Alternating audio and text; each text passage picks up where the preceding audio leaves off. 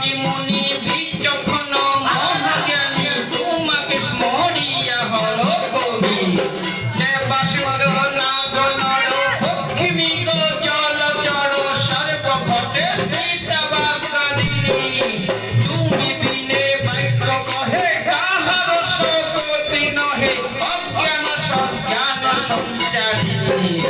মৃদঙ্গ মন্দিরা ধ্বনি মিশাইয়া রাঘবেনী কণ্ঠে এসে বল সুবচন